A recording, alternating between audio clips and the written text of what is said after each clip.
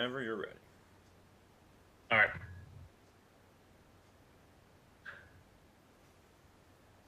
All right, here we go.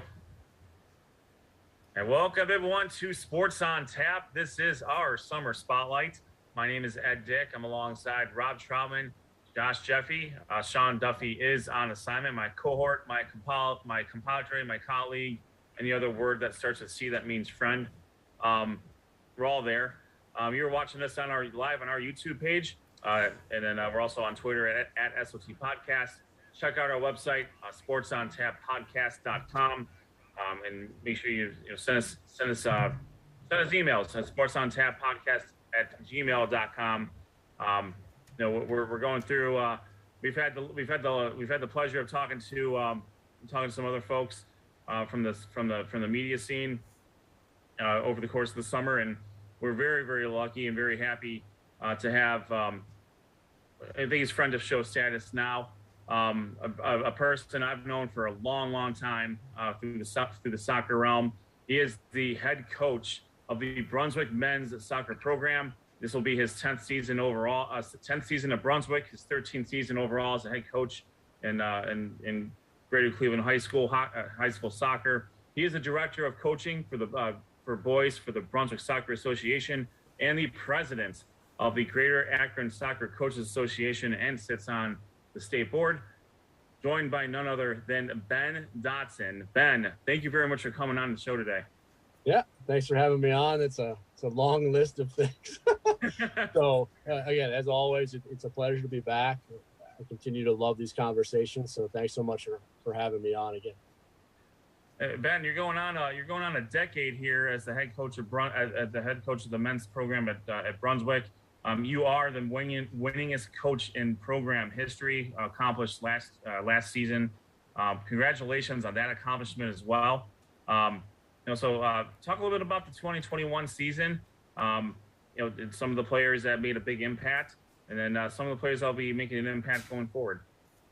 Yeah, 2021 was, again, kind of as our mantra has been for the last decade is people don't have high expectations of us, and that suits us just fine. We were coming off a district final appearance the first time since 2006.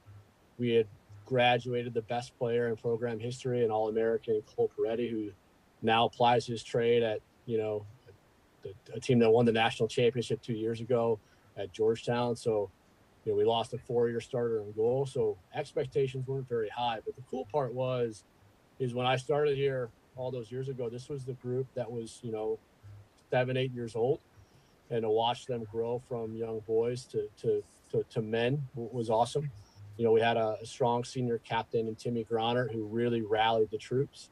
We had our 9th winning season in a row, which was fantastic. We finished at 9-5-5. We had a heartbreaking loss in the playoffs in a game that everybody felt that we should have won. I think we hit the post 4 times, and unfortunately, when you don't take care of business and you allow things to go to a shootout, you kind of go the way the dice goes, and we end up losing. And it was heartbreaking and tragic, but overall, we lost only 1 to 2 starters, which was, so we've got a really strong group coming back. But again, it was another season of really, really good growth from the kids. So we were really, really proud of it. I have a little bit of experience. Timmy is a great kid. You let me have him as a freshman. I appreciate that when I was still coaching the Kickers. Really, really good kid. And like you said, you've had the chance to coach now 2 All-Americans with Peretti and Feliciano. I mean, these are things that we haven't seen in Brunswick, since you and I, since we were all growing up. Not only just their talent level, but just the talent level overall. Talk a little bit about that as what you've seen over your tenure here. Yeah, again, we're very blessed, and I don't want to take any credit for it. I think that we do a good job of, instilling a good program for the boys to grow in, but we're really lucky to have the families that we do. It was funny during COVID, a couple of years ago, we put all of our all-decade teams together. And as we looked at the 2010 group, like the amount of talent that we've graduated, it's just been tremendous. And you put that team together, we've had before I started as head coach, we had 2 players in 35 years be all Ohio. And in the last 9 years, we've had 9 all Ohio players, which is just unbelievable. And it's, we're just very lucky to have the kids that we do, and the kids that we produce go on to do really good things. We've got several kids playing in college. We had Jesse Marinero went on to be a college All-American. I hope that we have a little bit to do with it, but we're just very lucky to have the players. Yeah, how tough was that to make your all-decade team? Because you've been such a successful coach. Obviously Ed mentioned earlier you're the winningest coach in school history at Brunswick. And how did you start, really? Is there some coaches that you look up to? Like when you first started, how tough was it to kind of get the kids to believe and get this going in the right direction? A lot of it was, and again, I don't want to talk a lot about the bad, that we used to have, but as I'm sure Ed can attest, our best players, we've always produced top-notch players, from the time that Ed and I were little, but what we did my first year was we really held them to a higher standard of, hey, you've got to put the work in too. Unfortunately, we had a lot of players show up in August. Hey, congratulations, I'm here. Like, great, you're talented, you don't work hard. And that was the first thing we had to do, was change the culture that our best players had to be our most hardworking players. And that is a mantra that we've carried on. If you look at the kids that have gone on to play at higher level, it's all about work rate. And again, that gets instilled from them from the time that they're 8 years old. I ask them, 3 questions when they start at 8. Try your best, work as hard as you can, try to win. And I'll ask them that whether they're U8 or whether they played their last game. And that allows those kids to really develop in that kind of a mentality that, it's really about hard work. And that even the years like last year, we don't have the most talent, that perseveres and allows us to be really, really competitive. As far as coaches that I looked up to, again, I'm very blessed in my life. Soccer is such a small community.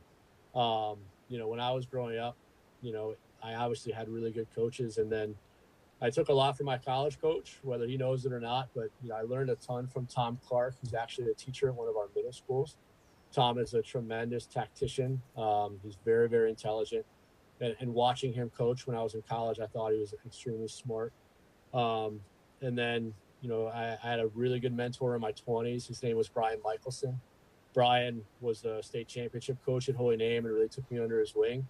And taught me a ton about, as much as it's about coaching and tactics and leading, young people, it's also about how to run a program. That's a really challenging thing this day and age. And I'm able to have these people around me that are really good. And then a lot of it too is I have a really good staff. I think I have more coaches than the football team. Not because, we pay a lot of money, but because I have guys that want to give back to the program that we've had. And that allows us, I challenge them to make me better, so it's really about who you surround yourself with. And I have great coaches around me that do a wonderful, wonderful job. Yeah, as I say, it looks like you have 7 coaches on at least that's what's listed on the website. So, that probably helps out though, so you can focus on certain things and the other guys can too. And maybe some of the assistant coaches work good with certain players too, so they get the attention they need. Because with soccer rosters have a decent amount of kids on it, so you can at least focus more on certain kids. Does that help to have all the assistant coaches for you? It really does. My assistant Joe Neff, he's been there for 22 years. Wow. Having him in the building at the school is the biggest blessing. Joe's not too bad of a coach. He once stayed assistant coach of the year about 4 or 5 years ago. He's really, really good. But it is definitely, it takes a village. All of my guys, they get back in our youth program too, and again, I can't coach every youth team, and while, there's a lot to take on, those guys give a ton of their time to our community, and that allows those kids to come into our program knowing our guys. And then during the season, it is very much divide and conquer. When you look at the varsity staff, it's not about me. It's not about Joe. It's not about Nick Quiring, who's going on a decade as well with us. It's who relates best to that kid. And if there's a kid that, takes coaching better from me, I'll be the one to handle it. or if there's a kid that takes coaching better from Joe, I have no problem with Joe stepping in. And we're just very blessed to have those people around us. With Joe in the school too, it allows me to focus much more on, running the program and the X's and O's. Joe handles a lot of the administrative work, so that I can really focus on game day. And then there's a lot of unsung people too. Like we have, not a lot of programs have a program administrator, where I've had 3 really good ones that literally handle all of our communication for us. And again, that allows me to not have to worry as much about administration, but really about the soccer part, which is obviously really important. Yeah, just a little bit. Hey, Ben, real quick, kind of a side note. Do you think you can maybe flip your phone or kind of put down the? We want to people be able to see you here on YouTube. Those watching, we really appreciate that. Sure, is that better? Yeah, that should work out. If not, we'll let you know. We appreciate it. I kind of wanted to touch base more on that youth program. You've been in Brunswick as the head coach for 10 years now, and in the system for a lot longer than that. And in our time talking to hockey coaches, because we talked a lot about them, and they talk about the importance of the youth program. Same thing with football coaches and other sports. That youth program, talk about how that has been kind of your way to succeed, and some of the challenges that goes into having a varsity coach involved heavily with the youth program. Yeah, we're really, if you look at, and again, I don't want to talk bad about anybody, but if you look at Strongsville, my first year here, we hadn't been Strongsville since 1994. And the previous coach did a wonderful, wonderful job. All of his coaches were in the youth program. They were unbeatable. They were the top public school program in the state. And as they aged out, they lost that connection.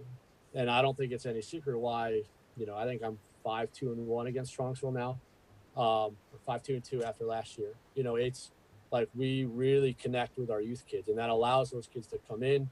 We do different things. We do an interscholastic development program where in 7th and 8th grade, again, if the kid's playing at a high level, we do an extra day of training with me every week or with one of my coaches. We start checking their grades. We start giving them a mentor so when they walk into the program, they know somebody. And it's really that developing that connection that kind of pushes them, wanting to be a part of our program and be a part of something special. And that's, again, it's cool to watch, because now my sister runs part of our youth program as well. She runs our real little kids, and those kids immediately step into our travel program. So we're really hitting the ground running, identifying those kids with talent at a younger age, and then pushing them to the right places as they age, as they grow up. Hey, we're talking with Brunswick men's soccer coach Ben Dotson. Again, thank you for joining us today. Sticking with the youth theme and kind of like with the and that along those lines. I mean, when we were growing up, there were a couple of premier teams that were probably preeminent. OP internationals and the like. That's since proliferated quite a lot. For you, as a coach, is it important for your team, for your players to join those premier teams and get that additional, get the additional and extra coaching and extra opportunity? It's absolutely crucial, but it's got to be done at the right time for each player.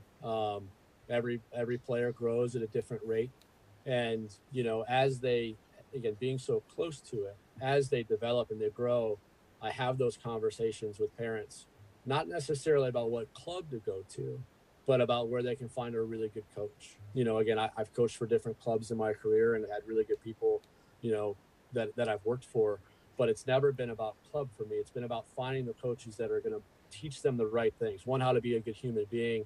2, how to work hard. But 3, really teach them the right things about the game.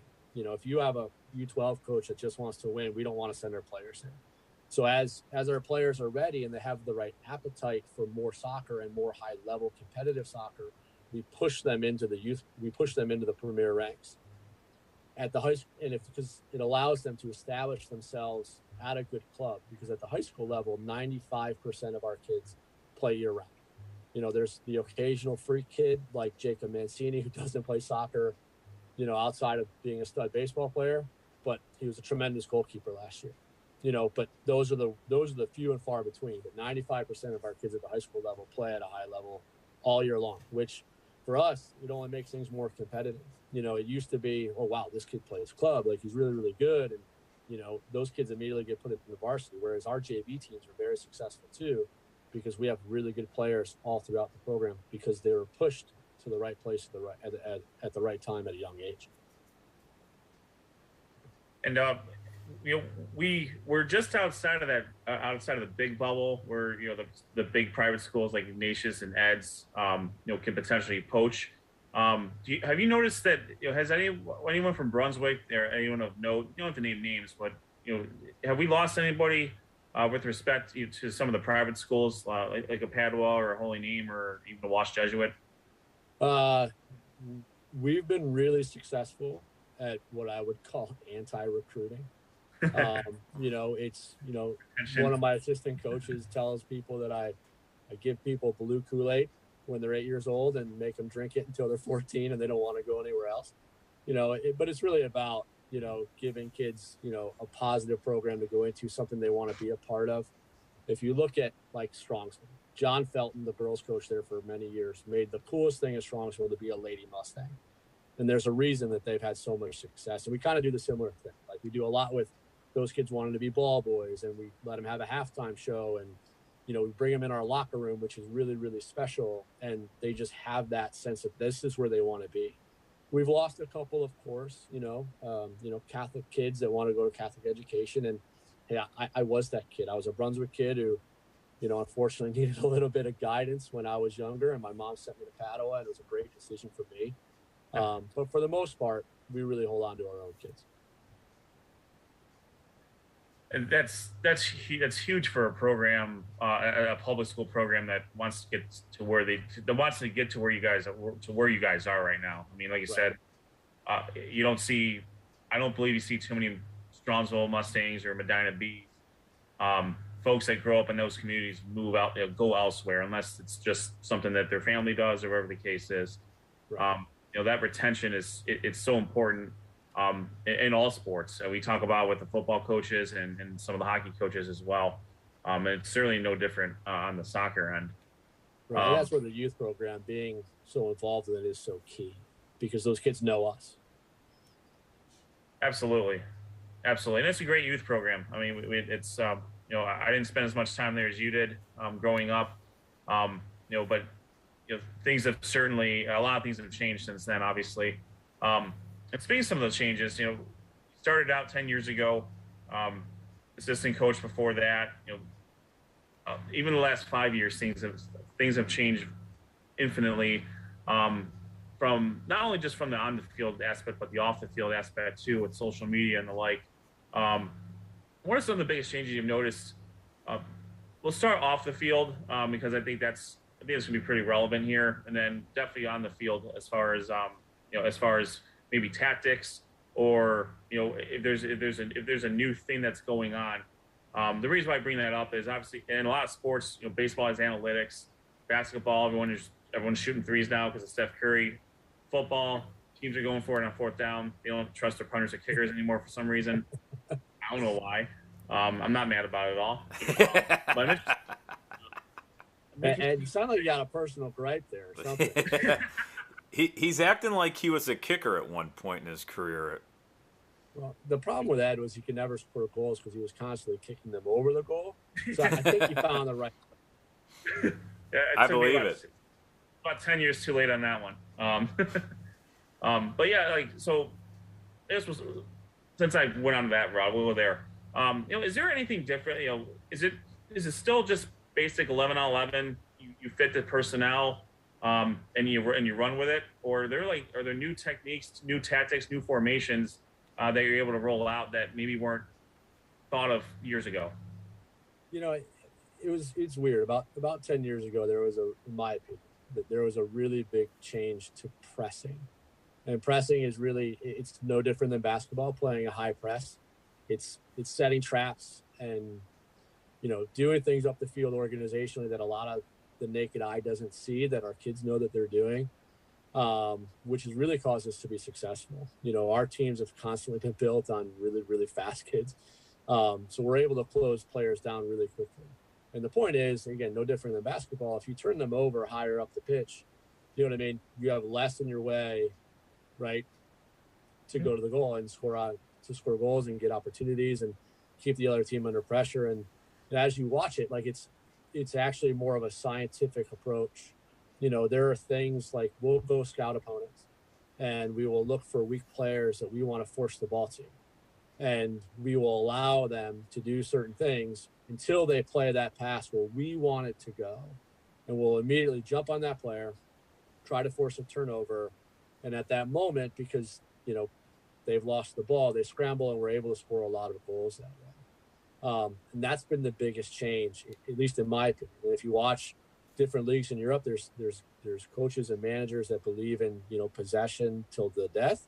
There's also coaches like, you know, Jurgen Klopp, who just will press and organize and really study opponents that look for weaknesses or tendencies that try to, again, use those as to their advantage to force balls or into certain areas of the field where they can be more successful.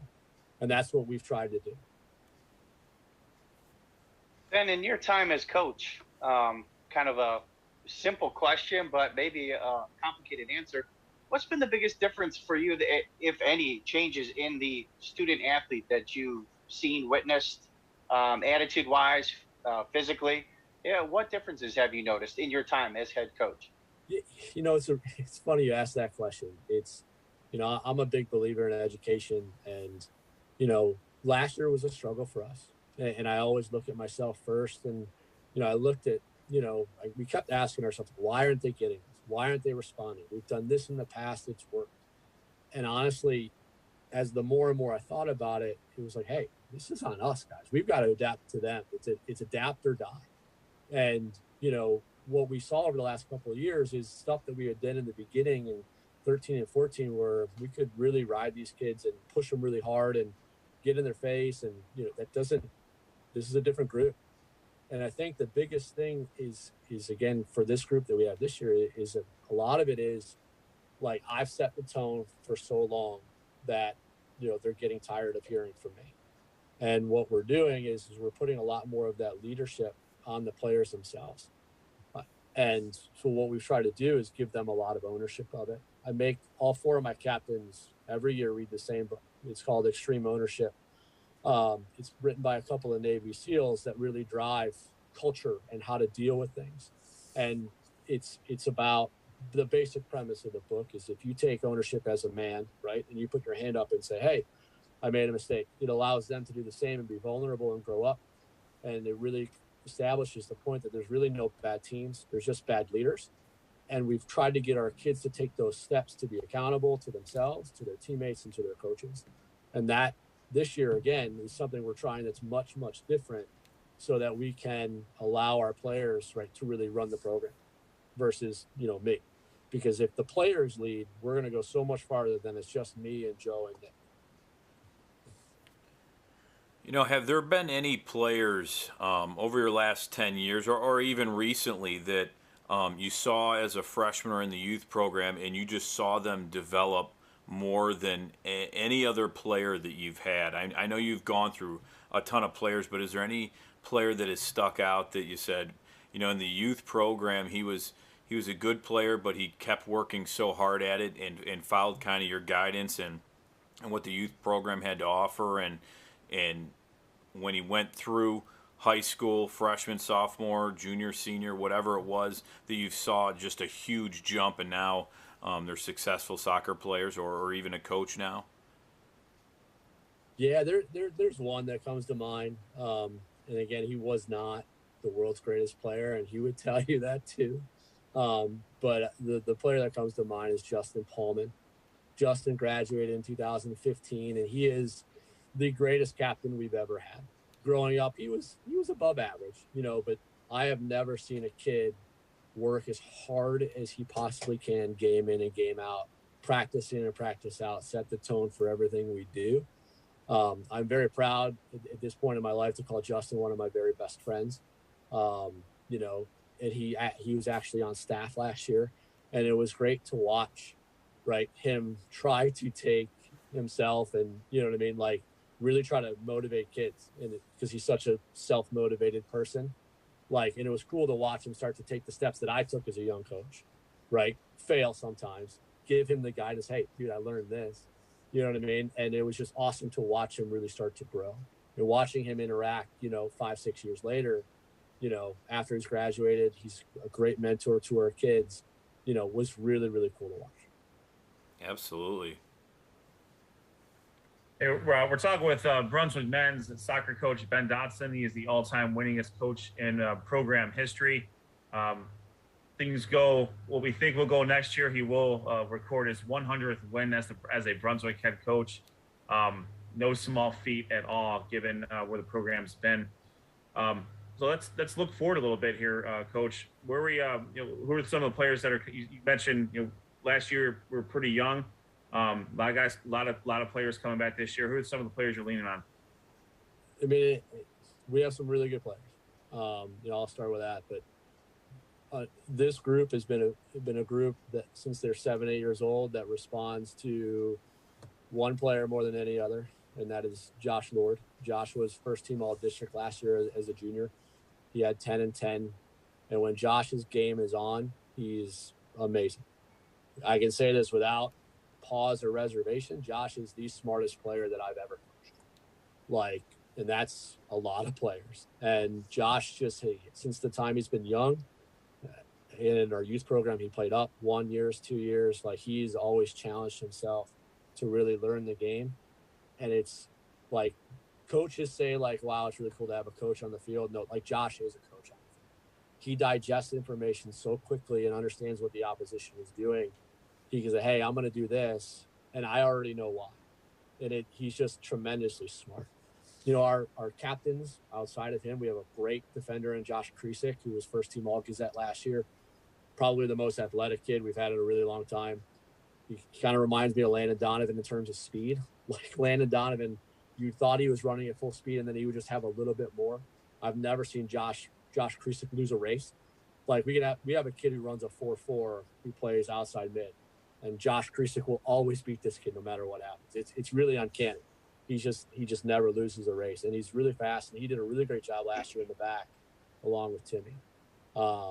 After that, it's Ryan Horner, who is the kid who runs a 4.4. He's got long, curly, froey hair. Ryan's fantastic. He's going to open up the game with some pace. We had Ryan's little brother, Evan, who, again, same thing, just left-footed. It was great having those two growing up, one on one side of the field, one on the other. Evan, he'll be a junior, but he will absolutely run our midfield, which is great. We actually just got in a fantastic transfer, which hasn't happened very often. His name's Bisinki, and he came in from Twinsburg. His family moved in the area, and wow, this kid is going to be fantastic. And he's fit in with the culture, and the kids love him, and he's just going to do a great job here. Then we got a couple of other kids. Jalen Coleman's going to do some really good things. He got a lot of varsity minutes last year. His cousin is Justin Morrow, who played on the national team, Jalen's very good. They come from a soccer family, and he's fantastic as well. We have a great returning goalkeeper who was honorable mention all-career acting last year, who's really good. And then we got some guys that are, again, got a lot of minutes last year, like Tristan Zoltowski and Jake Antonick and, Josh Callahan and Ryan Gruber, who, again, got a ton of minutes last year as starters, who did a great job. And you can't teach that. We have one new starter, really, for the most part. We could be pretty good. Now, even before, every team I'm sure has expectations, but you guys have been consistently successful and good every year. Is there anything less than obviously winning the state championship, or do you kind of talk to each player and each player has an expectation as a coach, that has continually won? What expectations do you have year in and year out? Again, we do a really good job of trying to manage expectations. There's always kids that, I think where a lot of coaches fail is they make promises they can't keep. And I'm very transparent with kids, and again, I'm not perfect, but if I don't plan on playing a senior, you know what I mean? Hey, this is what you're getting into, right? You're a great kid. We love having you around. I don't see you playing a lot. And if you're not down for that, just don't. And we've had a number of seniors over the last 5 or 6 years that knew they weren't going to play a minute, that just added so much to the culture. We had, we won this, when we won the conference title in 2017, we clinched the night of our senior night. And I had 2 young men. This is one of my favorite stories. Joey Maltunis and Noah Gosham came up to me at lifting the Tuesday or the Sunday before the conference game. They said, "Coach, I don't care a senior night. We want to win a conference title. That's our legacy. Don't care if we play a minute." Like, you don't get kids like that everywhere. And those are the kids that really are the glue that hold our program together. When you put those kids in the locker room, you know what I mean? They know, when we tell them their role, hey, your job is to keep us together. Hey, you're the get up guy on the bench to, tell somebody great job when they come off the bench or off the field. We tell them those things, and then watch them to watch them be a star in their role is just really cool, because it's not about them. And that, like, we've had teams that have been really talented. We've had teams that have been not so talented, but that's the thing that has really allowed us to be successful, is those kind of program kids that make all the difference. Because if those kids hide in the corner and tell me, "Oh, coach said I was going to play, now I'm not," like, that just creates division in the locker room. And we've been fortunate enough to have kids like that have held us together for a really long time. So, Coach Dotson, talk about the state of the game. For a lot of people out there, that might not follow soccer and know how big of a sport it is in our area. Talk about just the state, in your opinion, the state of the game in high school and some of the bigger programs that maybe are the programs that you strive to be, or some of the programs that you really want to, I guess, for lack of a better term, compete and beat every year. Yeah, it's a really good time for soccer in our area. We've got, there's been some programs that in the past have been really good and have dropped off from the highest of levels. But if you just look at in our conference alone, I mean, Medina sets the public school standard right now, and that's really, really hard to take. I'm one of the few people, like, I think Simon lost 8 games in 5 years or some stupid stat like that. And Simon, in my opinion, is the best high school coach I've ever seen. We beat him once, we tied him a couple times, it was good, right? But they just churn kids out like every single year. And it gives us something to compete with, and then there's programs that used to be really good, like Brecksville. Brecksville used to be one of the top programs around, but they've really struggled because they've lost so many kids to private schools. And that's unfortunate, because the coach that they had for a really long time is a good friend of mine. I think he's an amazing coach, just couldn't hold on to the kids. And unfortunately for them, it was, it's heartbreaking, because they, in the youth program, they have players, but they just can't hold on to them. But in our area, again, in our conference, we've got some really good teams. You've got us, Medina, and Strongsville. Strongsville has a new coach who played in the MLS, who's really, really good. I think Kyle's fantastic, and Kyle's going to do a great job. And, last year they were a different team than they had been in years past, and they're going to be a challenge for the next couple of years. And then on the east side too, you've got Solon and Menor, who are really, really good, who give us a game every single year. And then other teams in the area, again, unfortunately, it begins and ends with Ignatius. When you win 11 state titles in the last 20 years, it's a little bit challenging, but if we ever play them, we'll give it a go. But yeah, it's a really cool time to be in our area. It's, if you look at the coaches in my association, there's a really good group of coaches that really want to grow the game. I've got a group of vice presidents and people that are really trying to get back to high school soccer and treat it for what it is, that really try to help our kids grow, both at the local level in Akron, and then at the state level. I'm blessed to be a part of a really strong group of leaders in our state that really are trying to grow the game in different ways, and we talk about different ways to do it. So it's a cool time. And Coach, most of us know that soccer is the most popular sport in the world. It's a worldly game. The World Cup's coming up soon. We'll get to that in a minute. You've been very judicious and very, and I thank you very much for allowing some of your players to help me out on the football side, especially some of your studs who just happen to be studs for me as well. Can you talk a little bit about balancing out, when balancing that out a little bit, and then also, a lot of other coaches in other sports we talk to, and this might be a little different for soccer because it is available year round, but sports like football are not, and sometimes baseball is not. So a lot of those players play multiple sports.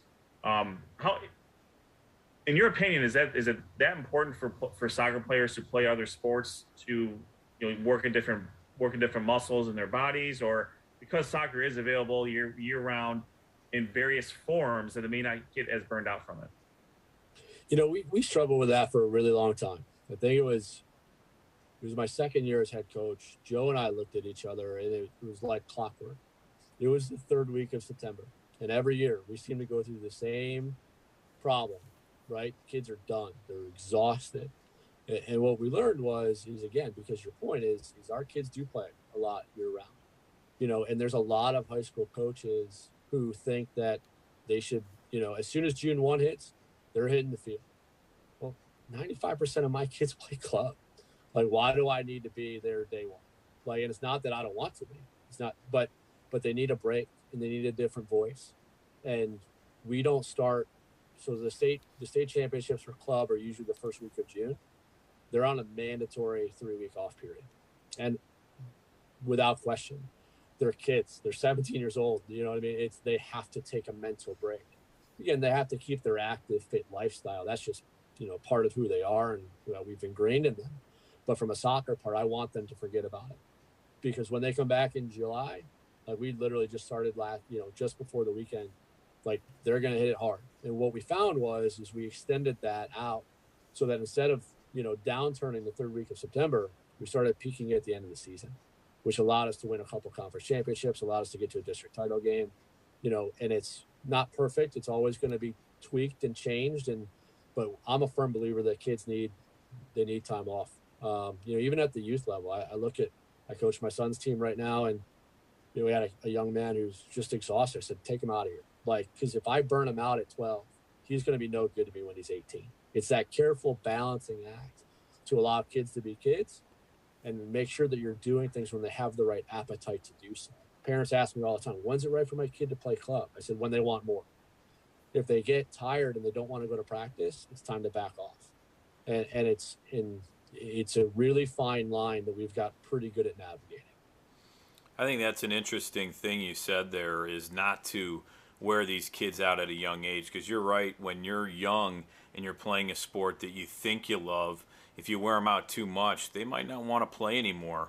Or they, like you said, they might, when they want to push for more and try to be better, that's when they want to continue on. And right. There's a lot of coaches out there that sometimes do push too hard, but it's different with each kid. It's really a tough thing, because each kid is different.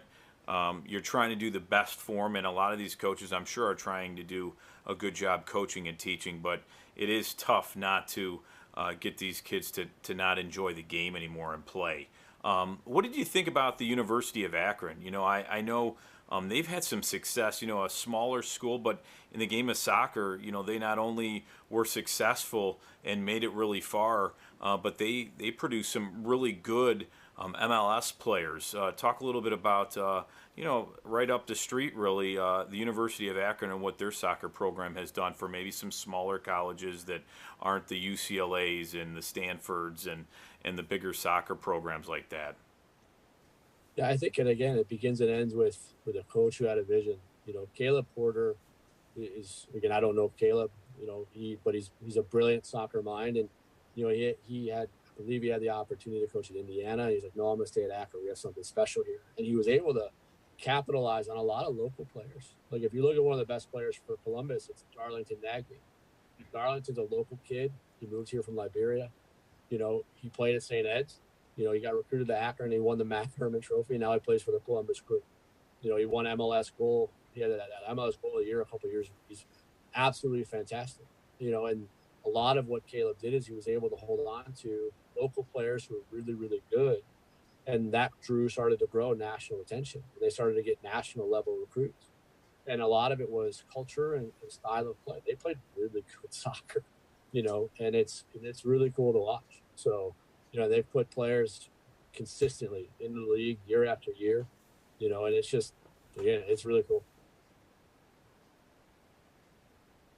We're talking again with Brunswick men's soccer coach Ben Dotson. We do, the World Cup's coming up. The United States qualified this year. That's great. It's nice to have a bad that we have to think that that's a good thing, like that, or like it should be. Deal. They should be there every year. That's correct. It should be an automatic. But being that it was not 4 years ago, but they're in now. We'll take that. England, Iran, and Wales are in their group. Let's take a quick look forward at the World Cup, and then maybe we'll talk about just the national soccer program in general through your eyes. What are you looking for here in the World Cup coming up? I think it's going to be really cool. Again, obviously, I've been a soccer junkie for a really, really long time. But you look at the teams that we play. And the last time we played Iran, it was 1998, and we were supposed to win that game big, and we got whooped. I know Brian McBride scored late in the game, but we ended up losing to Iran, which was an embarrassment. We finished last at France 98. But the last time we played England, again, we got a bit fortunate. Clint Dempsey scored a goal that kind of bounced off the goalie's hands. That game, I think, might be the most watched men's soccer game ever in the history of this country. It's set up on Black Friday. It's going to be really, really cool. And I'm a big English soccer guy. Like, I follow Liverpool. That's the team that I root for. And a lot of the guys that I root for are going to be on that team. So it's going to be a little bit weird, but typically England usually blows a game in the group stage. So, kind of like our chances there. And then Wales is no joke. I mean, they've got, again, you look at the players they have and the coaching they have, they're really good. Gareth Bale has been playing for Real Madrid for years. He's been one of the top players in the world.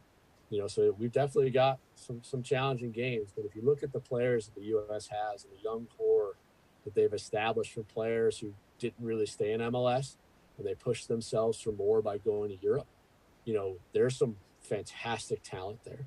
It's going to be really, really cool. They've, the United States has been, I believe I think it was 14, they were able to get out of the group stage. But they haven't had a whole lot of success in the knockout round. Do you think they can, if they were able to get out of this group, what do you think their chances are of at least advancing to the quarterfinals and not further? Yeah, I think if you look at it, again, even in the group stage in 2010, we lost to Ghana. It was 2-1. I think in 2014 when they played Belgium, that was Belgium's first really good tournament. Mm-hmm. Again, really good game, lost in extra time, 2-1. They haven't had a lot of success since 2002 when it happened to be Mexico, and they played an opponent that knew really, really well. Mm-hmm. The coach had a great game plan, and they were able to get to the quarterfinals where they outplayed Germany.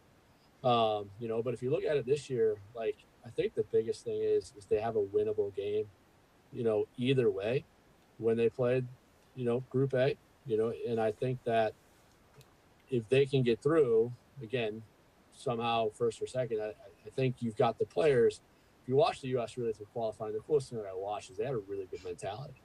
And whether it was qualifying or it was Nations League or if it was, the Gold Cup last summer, guy 1 to 40 can, they've got guys that have the right mentality again. And that's where a lot of people think that they got it wrong in 2018 is you had players that lost the American spirit, and whereas these guys, one, if you look at their chemistry, like they talk about it all the time, but they're the best of friends.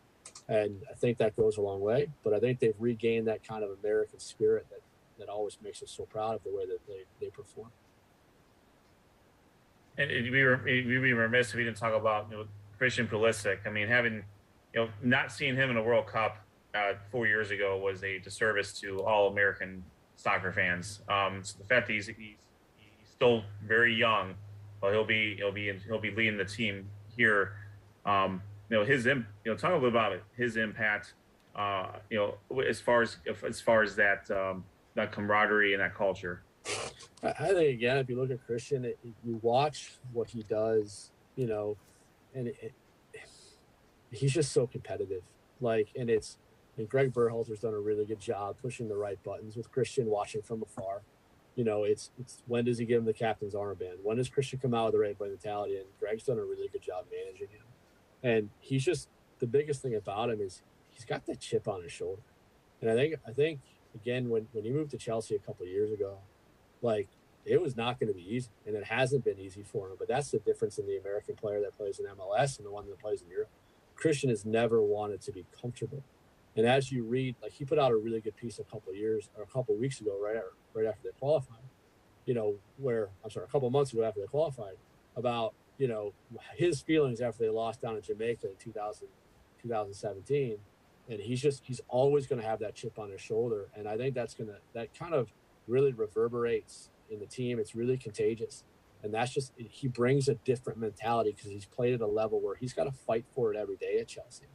Like, if he doesn't play well, he doesn't even make the bench. You know what I mean? And whereas players that are in America are comfortable, yeah, they're going to start every week. They're going to be a star in America. Christian has never wanted to be comfortable. He went to Dortmund at 16 years of age and played for, again, one of the most talented coaches in the world, you know, but that's a guy that is always pushing his limits. And that allows, in my opinion, that's really contagious to the group that they have. You know, there's a core of players that play Champions League football, right? That has never happened before. It was always few and far between, whereas these guys are playing the best level week in, week out. And that's the difference in the team that we have now. And the best part is they're all young. Mm-hmm. I mean, how is the development of the United States soccer program? Because I know for a long time it seemed like they were always behind the development of our players. You know, obviously not making the World Cup is, you know, unacceptable, and everybody thinks the United States should be in every World Cup. But, you know, it seemed like other countries were way ahead in soccer, and now with a lot of the young players in World Cup and playing for the United States, it seems like maybe the United States has found something to develop these players. Would you agree with that, or what are they doing differently now? That's a tough question. So the way that I see it is it really frustrates me. I tend to think I know what I'm doing, right? I'm not the world's greatest coach, but we teach the right things. And I know that because players that have gone on to play in college, like even Cole Peretti at Georgetown, like, he calls me once a week. He's like, God, Coach, you really know what you're talking about. like, well, thanks, buddy. Like, you know, but like it's, you know, there's a lot of bad stigma around high school soccer, you know, and it's a mentality, I think, that the United States Soccer Federation has really, really gotten wrong. They haven't embraced high school soccer ever. And you want to go watch a club game, right, where, yeah, the kids are talented, but there's no passion to it. And if you go to a high school game, like, our kids want to be there. They want to do well. They're passionate about it. So in my opinion, like, the United States has lost that. The players who are the top, you know, they're going to be the top players. Like, no different than what I do at the high school, or at our youth level to our high school. Like, we push our top players to be the best. And what those players have gotten right is they've moved to Europe at the right time and in the right place. So, you know, you look at Pullman, like, he didn't go somewhere like Manchester United where he was going to get lost on the bench. He went to Dortmund where they really develop young players and they believe in that for their system. It's the same concept that we do here. When kids are ready for the next level, we push them to the right spot, to the right coach. Like, and it doesn't have to be me. You know what I mean? Like, I'm not the one coaching them. I'm making sure that they have the right information to go to the right places. And that's what I think the U.S. has gotten right. If you look at the core of our lineup, right, you look at Serginho Dest, who plays for Barcelona, Weston McKennie, who plays for Juventus, Tyler Adams, who plays, well, he just got transferred yesterday to Leeds. You know what I mean? Kriesick, who plays at Chelsea. Like, we have really, really good players. Like, but none of them really developed here. Like, yeah, when they were growing up a little bit, yeah, they were, you know, obviously they were good, but they made the right jump to Europe at the right time. And that's the biggest difference for me. Hey, Coach, do you think MLS has been around for now almost 30 years at this point? The Premier League and the traditional in the leagues overseas have been around for much longer. You know, is there going to be a certain point where the MLS, the level of competition in MLS will approach like the EPL, for example, or some of the other Champions League leagues out there, or are they just kind of too far behind, or you know, what are your thoughts on that? I think, again, unless you're in one of Europe's top 5 leagues, Italy, Spain, France, Germany, or England, like, you're always going to be second rate. And that's always where the players are going to want to go. There's just more history there. Like, and that's not something that the MLS can replicate. Sure. Again, the MLS has some really good coaches. They've got guys that have coached in Europe. They've got guys that have been, again, like Caleb down at Columbus, that are absolutely tremendous. But I don't see it catching up, because I still see it as a feeder league. Again, they're going to develop players, and when they're ready, they go. But what MLS does do is, again, I used to coach for Team Challenger, and we have 2 players down in Columbus right now. 2 kids that we produce locally. One's from Olmsted Falls, and then one went to St. Ignatius. But you've got 2 kids that were developed locally that are getting their shot because of MLS. So it's a careful balancing act, to allow players, right, the ability to grow and develop. But then again, they're going to want more. They're going to want to go play for tradition and history and money. Yeah, right. Plenty of that. Hey, in England. Yeah. I was going to say, speaking of great coaches, Ben, I don't know if you happened to watch, but Ted Lasso, the show, actually brought some popularity, I think, to especially the English Premier League and soccer in general. They got me interested. It's a funny show. Got me interested in watching soccer a little bit more. Have you watched that show? Just your thoughts on it. I actually think it's fantastic. I'm trying to get my wife to watch it now as we speak. So, because I think I use him for every GIF that I send. So I was like, okay, this is going to be absolutely terrible. And then you watch the first couple episodes, and as they dive into the character, I found it fascinating. I thought it was, great comedy, but the soccer part of it too. I mean, some of the acting was bad, right? But the level of detail that they really went into was really cool. I always remember where the assistant coach, he talked about playing a false 9, and like, people came up to me and they're like, what does that mean? Like, really dive into it. And I was like, hey, I'll gladly talk about this all day long. So it was, to your point, I thought it brought some, some new people to the party that really had never had an interest before, and that's where, again, England really gets it right. Their soccer, is really special there. And that it brought a new fan, from that show. I think it was fantastic.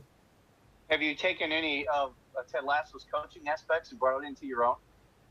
Kind of. Like, I did a little bit better than he did. We just put up a new sign in our locker room, similar to It wasn't handwritten. It's a little bit more professionally done. But it's right there as they walk in the locker room. It's actually somebody, I think Aaron from the Gazette, took a photo of me holding Timmy in my arms, when we lost. And that's the first thing they see. And it's about, hey, how's your chapter going to end? Do you want to feel like this? Or, what are you going to do today to make a difference? And it's kind of cool. So I did take a page out of his book with that one. As a head coach of a 9-10 girls softball team, I've used the Be a Goldfish reference many, many times, which goldfishes have 10-second memory. So, and that has worked thus far. So just curious to get your thoughts from one coach to another. I thought it was a fantastic show. Like I said, if I can get my wife to start watching it, I'd be in a lot better mood. What do you have to do to get her to watch that? I mean, is there anything that you can bribe her with to sit down and watch that, or at least catch? Has she watched one episode? No, she has not. So the problem is my wife's a nurse. She works only on the weekends, and she takes, she has the kids during the week. But the problem is I'm not getting anything I want for the next 90 days until soccer's over. So, I'm lucky if I see her half the time. So I don't think that any bribe in the world would get her to do that. Yeah. Understood.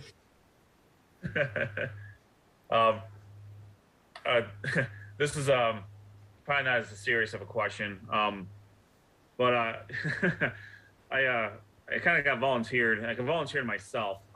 Okay. To jump into a 3. My son is 3. Yeah. I'm like, I'll sign him up for soccer. This will be great. I'll watch him. Are you coaching? Yeah. I wanted to lay off a little bit because I've been a high school football coach for 20 years, and I can be a little different with them. as you probably well know with your kids. But anyways, long story short, I'm going to be doing that. We're talking about 3-year-olds here, right? Like, I'll see you on Saturday, buddy. My daughter Tegan's in the same league. the one in, is it the I-9 one? Yeah. Oh, no. I'm sorry. No, I thought you said Diana. No, it's we run a kickers program for 3 and 4-year-olds. Oh, goodness. All right. Now that I know that, I will do this one here. And then when Eddie's 4, I will jump into yours. But any coaching advice? Besides patience, what do you suggest? Honestly, I coached my daughter Emerson's team this spring, and it was myself and Ryan Slack, who in my opinion is the top referee in the state of Ohio, who won a championship at Ignatius and played D1, and then a 2-year captain of Brunswick, Kevin Rohde. And I told the parents, I said, listen, you could have worse coaches for U5 soccer. I think we're qualified. Just let us do our job. But the biggest thing we told them, I said, don't coach from the sidelines. Just let us have the kids, let them have fun. Like at that age, it's so much like I didn't care if we won or lost. It really didn't matter to me. Yeah. The biggest thing is fostering a love for the game. Your level of success as a coach at U4 and U5 is not going to be about making them any better. It's about every kid coming back next season. Mm-hmm. And if you can do that and they love playing soccer, you know what I mean? That's all we need at that age. Like we need that kind of a hook. So when you do drills and things like that, they shouldn't be standing in lines. Come up with fun games that they'll think are, hilarious. And while they're working on soccer at the same time, and you'll do just that. The other part of it, just ask them what to do. Again, I ask the same questions. Did you work hard? Did you have fun? And if they can answer those 2 things, yes. One, they go home and, Mom, I had fun. Dad, I had fun. I worked hard. That's all the parents are going to want to hear at that age. I'd say that's pretty good advice. That's a good point that you bring up, because it seems like lately more and more we're seeing more issues with parents on all levels of youth sports. How on the high school level, how do you deal with that? It might be easier at the high school level because you're dealing with more obviously older kids, sub-adults, but over the course of time, how do you deal with parents that somewhat get out of hand or you might have issues with? Because I'm not a coach at your level, but as a coach on a youth level softball, I've been very lucky that I've had really good parents, and I haven't had to deal with that yet. But have you had to deal with that, and how did you deal with that? That I got a really long answer for you. So a lot of it, again, it starts with coaches like yourself at the youth level. And what we teach our coaches is not so much about, right, tactics and technical development. It's how to deal with parents, because that's what's going to cause that kid detriment. And what we do at the youth level in Brunswick is that we try to weed out the parents that are going to be a problem, so that when they get to the high school program, right, they know us, they know what the expectations are, right, and then they don't, you know what I mean? They know what we're about and how we act. I've never professed to be a great coach. I think I know a little bit, but it's really about, I'm going to try to develop your son as a young man, right? I'm going to try to teach him how to be a good human being. And if we can do that, like as someone who coaches at an educational institution, you know what I mean? Like we're going to be okay. At the high school level, I'm very blessed to have the athletic director that we do in John Justice. So, John backs us up, 99% of the time. Decisions about playing time, coaching decisions, team decisions. John, and again, not that I wouldn't have done this on my own, but he really teaches us to be proactive. Like my cutting, if we're going to make cuts or, team decisions, and that's not spelled out in black and white, right, for parents to understand, then he's going to have to take that phone call because I was ambiguous. But if we manage those expectations on the front end, right, whether it's U5, U9, U15, or high school, if you manage those expectations, you know what I mean, with the parents and you tell them what's expected, it's usually a lot easier. Once you lose the trust of the group is when you really start to have problems with parents, and that's when frustration sets in. Again, I tend to be an over communicator, right? Like, again, I don't talk about playing time and that kind of stuff, but the players know, and they know why. But from a parent perspective, they know what, you know what I mean? Like, we over communicate the schedule. If you dot your I's and cross your T's, the parents don't really have a leg to go after. It's because that's the stuff that, really, you know what I mean? Hey, this coach, he's not organized. He's not telling us what's going on. That's what starts those conversations. And we have enough organization that we try to eliminate a lot of that on the front end so we don't have to deal with it. That's very important. I mean, having been with Coach Zone for the last couple of years, I mean, he's a major. He does the same thing. I mean, there is zero question as to what's going on at any given time, and that's a program of a ton of players. Right. That much more, and it's even that much more important, at the soccer level and really any sport level too. It's usually not the coaching that gets you in trouble. It's the organizational stuff, you know what I mean, that really causes issues, that causes the parents to lose trust, and that's where the relationship begins to break down. Hey, we're talking with Brunswick men's soccer coach Ben Dotson, again coming into his 10th season here at Brunswick, his 13th season overall, and he will be approaching 100 wins next year at Brunswick. It's a tremendous accomplishment. I think we'd be remiss, being a veteran of the Brunswick soccer community for as long as you have, and I came from that as well. I think at some point we all played soccer in the youth organization. Last March, you organized a fundraiser for scholarships in the name of DJ Griffiths, who is a former travel player from the community, referee for a while, and son of our local soccer legend Dave Griffiths. He passed away recently, and talk a little bit about this, about the fundraiser and the purpose of the scholarships. Yeah. So again, I've known Dave. Dave gave me my first yellow card when I was 11 years old. And it's funny. He used to referee high school games. He'd always tell the players, "There's one player in 40 years who got yellow carded before the game at the point toss. That's your coach. Good job." So Dave was a wonderful man. I hear from him from time to time. He's living life down in Florida, but when DJ passed away, probably about 10 years ago, it was really tragic. And again, our families obviously grew up, knowing each other and playing against each other, and it was just such a tragic loss. And about 6 or 7 years ago, a parent approached me with the idea that there was a young kid in the community that could not afford to play travel. And, travel at that point wasn't set up, you know what I mean, to take on that kind of, financial assistance. And so the idea came to us, like, let's do a fundraiser, and so what we did was, we do a March Madness square, right? Split it 50-50 with the winner. But it's really to allow kids to make the jump from rec to travel that don't have the ability to do so. We've raised over $5,000. I'm very proud to say that over the last 6 years, there's been no kid in Brunswick from a boys perspective that has had a need that hasn't been able to play travel. It's a really cool thing. Dave and Bebe support it. You know what I mean? They wrote a really nice quote for it, that we could send out to people, about DJ and why it's important. And it's a really cool thing that we get to do, in our community. And there's a at least online. I found this recently. There is a GoFundMe, yep. For that. So BSA DJ Griffiths fundraiser. If anyone's paying attention, whoever's watching this that has some sort of connection to the Brunswick soccer community, I highly encourage making the donation. There's nothing more important than making sure players who have the ability but may not have the means to get those means, because no one should ever be cut short on opportunity, really for any reason. So if there's in any small way we can help out, let's certainly do that.